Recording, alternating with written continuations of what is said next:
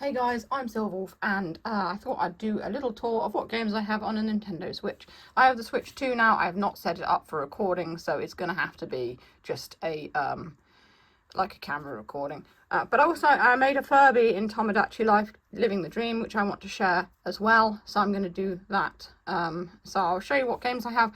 I'll show you the Furby that I did in Tomodachi Life Living the Dream. I'll tell you a bit about Tomodachi Life Living the Dream, just so you know what on earth I'm talking about. So yeah, at the moment these are the games I have on the system. So we've got Hello Kitty Island Adventure, which I play pretty much every day. I've got all the expansions for it and everything. I started playing it on my phone, but unfortunately with Apple Arcade you need to pay them $7.99 a month, and so I only did it when I had a free trial. But I did play quite a bit of it. I unlocked City Town, if you know what I'm talking about. If you played the game, I did get as far as unlocking City Town. And that's the only reason I kept the game, because City Town wasn't available on the Switch version, and so I just literally yeah, I thought if they don't get it on the Switch version, at least I've got it on the phone version. But I don't really need the phone version now, because the newest expansion was City Town on the Switch, so it worked. And yeah, I've actually gone further in the Switch version than I have in the phone one, so I'll probably delete the phone one, because I'm not really paying a subscription just to play games. I mean, when you can just get the games and have them. Tomodachi Life Living the Dream, I'll tell you about it now so I don't have to later. It's basically based on the old Tomodachi Life that you used to get on the 3DS. I had the old one as well. You make little characters. It's kind of like Sims, but with the Nintendo Mii characters. You can make them look like anyone. Just about. It's got more to it than the original game, so you can draw your own faces and things for them. So you can customize their faces completely. I've made a few different ones. I made Silverwolf on there as well, and I've made various like cartoon characters and things like that. And you basically have them in the little town, and the more you make, and they can make friends, and they can make enemies, and they can this and they can that. They can get married, they can have kids, and they can move in together, obviously. And it's just a fun little life sim game that came out recently. Squeak Ross, I met the artist, well, one of the artists who worked on this game at Hyper Japan last year, and they told me about it, and I'm like, oh, that sounds cool. And it's basically a puzzle game where you've got a rat, and you make furniture for the rat by clearing these Squeak Ross puzzles. I've never heard of it before. It is an actual thing. It's where you've got to fit all the numbers in the boxes. And yeah, at first I struggled with it, but in all honesty, it's quite fun. So, yeah, I've been enjoying that one. I play it when I'm a bit bored. Miitopia is another one where you've got Miis, and it's basically like what would you call it? Like like an adventure game, I suppose, where you go on a quest and you've got to like stop this bad guy from stealing people's faces. I completed that one. There's more to do on it. You can have loads of different characters, but the nice thing about that is you can like download other people's characters they've made, and so you can't really do that with Tomodachi Life. There's no sort of function for that. You've got to make them all yourself, which I suppose is nice, but at the same time, if you're not very good at drawing, then it's a bit of a disappointing thing, you know? It's got, basically, this becomes like a touch screen and you can draw on it for Tomodachi Life. I don't know how they do them in Miitopia. Oh no, wait, no, they do have an editor in that as well, thinking about it. I bought a stylus, so I can actually draw without using my finger, which is how I did my first character. Animal Crossing, well, most people know this one. I've been playing that one for ages. But it was about 3 years since I'd logged onto it when the last update came out, which is the free update, and you could upgrade it to Switch 2. Yeah, I think there was a paid for one as well, which I got. But I completed that, and then I've lost interest again. Pokemon ZA Legends, I completed that. I haven't got all the Pokemon in it. Bluey the video game is an interesting one. I like Bluey. I know it's for kids, but I quite like it. It reminds me of my childhood, and it's nostalgic to me.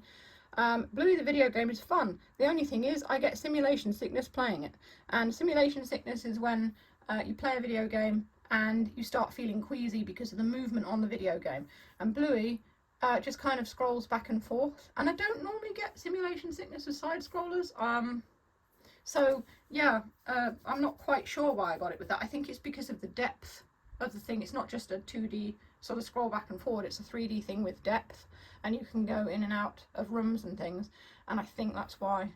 Simulation sickness is basically usually when a game is very realistic and you're playing it or watching someone play it, and your brain thinks you're moving when you're not, so you start feeling sick. that's what it is, and some people suffer from it. I didn't realise I had it until I was watching some guy on YouTube, King Walls Games. He's really good if anyone wants to check him out. Yeah, he was playing a game and I'm like, I feel sick. So I have to actually look away every so often if I think that I'm going to get simulation sickness. And yeah, which is a little bit annoying and sad. But I'm fine if I look away every so often, but I do start feeling queasy. Little Kitty Big City, this is a really fun game. They did release like a free update to it, which I haven't completed because I can't catch the blooming robot bird things. Every time I try, you play as a cat, and every time I try and pounce on one, they just escape, so I kind of gave up with that. But it's a really good game. I very much enjoyed playing through it the first time. Spirit of the North is a weird one. I downloaded it because it was literally like 99p, and it doesn't require internet to play. And yeah, it's weird, and I don't really make much sense of it. But I did play it when I was on holiday last year, and that's the only time I played it. It's kind of like, it's got a lovely thumbnail with a fox and everything, but it's a bit disappointing as a game. Night in the Woods, I've played that through several times. It's fun. It's like you choose, like a choices game. You choose, make decisions and hang out with different characters for different endings and things like that. You basically play as a cat who's come back from university.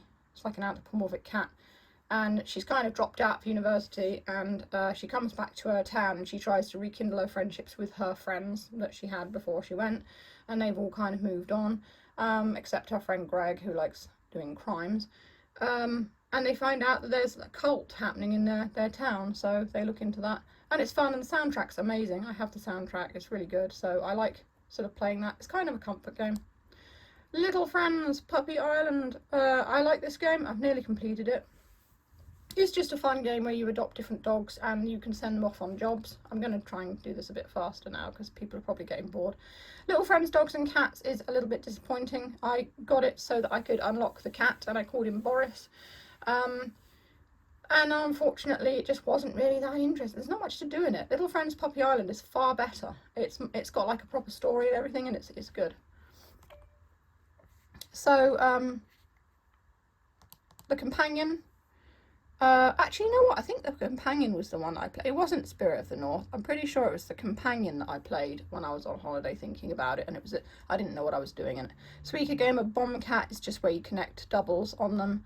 Pokemon Cafe Remix is you run a cafe as Pokemon. Pokemon Unite is a multiplayer game. I don't play it much because I don't really like online play. I prefer just like doing solo things, but you can in the game as well. Nekotomo, of course, I did a series on that on YouTube. Detective Pikachu Returns is a sequel to Detective Pikachu, which I have on my modded 3DS. It's a fun little story-led Pokemon game. Sven the sheep. You have to go around. You play as Sven, and you have to go around doing things with female sheep. That's all I'll say. But the multiplayer thing is really fun, and when I went to Germany to stay with my friends Kel and Chris, we played the multiplayer on this, and it was just hilarious. There's all sorts of things that happen in it. If you're not fast enough, the sheep will get abducted and things like that, like by aliens, and you've got to watch out for the farmer and the farmer's dog because they'll stop you. So it's just a random funny game. My Little Pony and Zephyr Heights Mystery, that one was quite good, and it was surprisingly long. I enjoyed that one because you could play as the different characters. Yeah, I like My Little Pony. It's a fun sort of franchise, and I've been a fan since I was little, so yeah, that was a good game. I've not played Nexamon or Nexamon Extinction.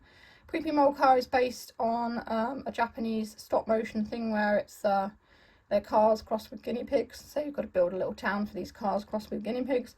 Pokemon Violet, well, enough said, it's a Pokemon game. Paleo Pines, it's where you build like a thing, like a little village with dinosaurs, which is fun. I should go back to it. I kind of haven't gone back to it, and it's a bit sad really, because it's a good game. I enjoyed it, and I just stopped playing it, and I've not been back, and I keep thinking about it, and I think, you know, I should go back to it. Monster Rancher 1 and 2, that's like a redone version of the original Monster Rancher games. There was an anime series based on the games that I absolutely adore and I have on DVD and I grew up with. They're fun, but I don't know, I couldn't really get into the games. I played the first one, I need to play the second one. I don't know, I got a tiger on the first one, which is not an actual tiger, by the way, it's like a dog, and I looked after him and sent him off to battles and stuff. but I don't know, it just wasn't, it was a bit mundane.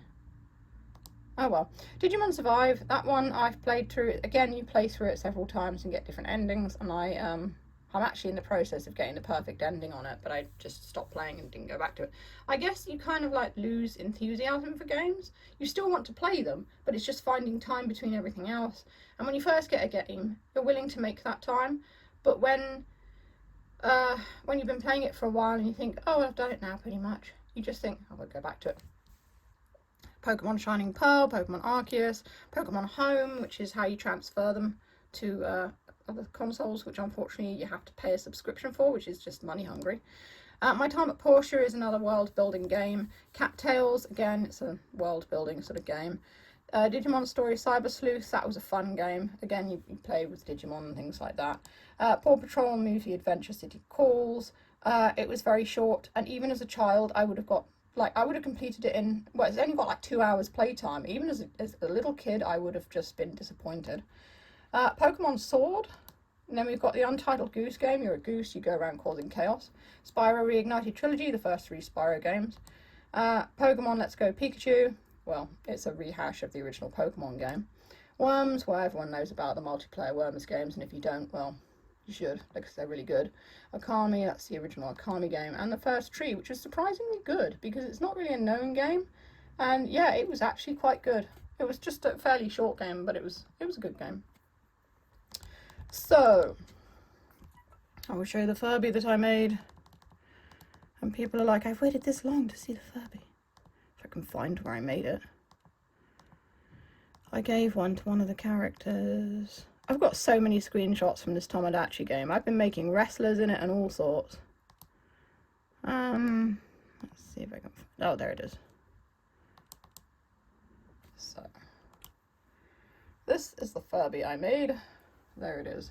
It's a little 90s Furby. I saw someone else had done one, and I thought, that's really cool. They did an absolutely amazing job, by the way, and if that person is watching now, you posted it on the Furby group. It was a grey and white Furby, and it was so detailed, and my god, how do you do that? Because that is incredible. And I tried to do the same, and mine is terrible in comparison, but they made it look so realistic. I was so impressed.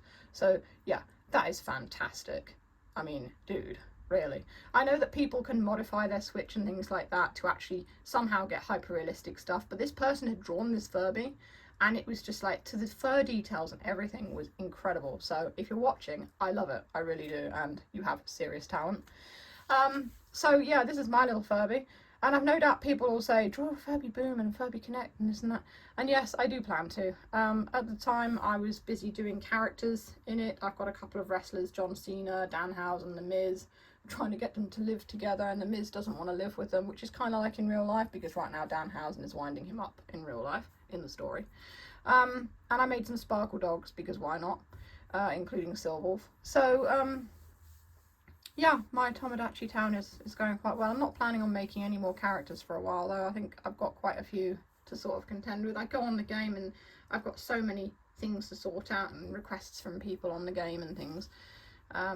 But it's nice because when you make an item for them, and the Furby is counted as a treasure, by the way. I didn't do it as a pet. You can do them as pets, and they make noise and sort of like bounce around.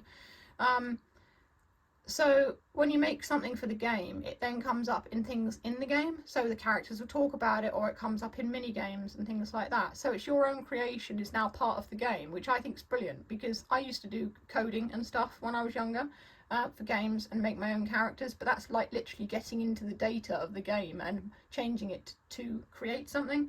This is just, you have like a drawing thing, and you could draw whatever you like and put it in the game, which is so much easier. If you can draw, of course, on the Switch, if you have any art skills. But you don't actually need art skills, really, because they do have templates in the game too. So you can just choose an existing template. I did one of my cats, Vincent. It's just a black and white cat. I changed it to orange and put like a little purple collar on it. I changed the eye colour, and it's the cat, So you can do that as well. You don't actually have to be like an artist. But I suppose when you see some of the things people do in this game, you think, oh yeah, I wish I could do that, but I can't draw. So yeah, it's a bit disappointing for some people. But they do, like I said, offer you templates and things to do your own. Anyway, I've rambled enough. I will go now.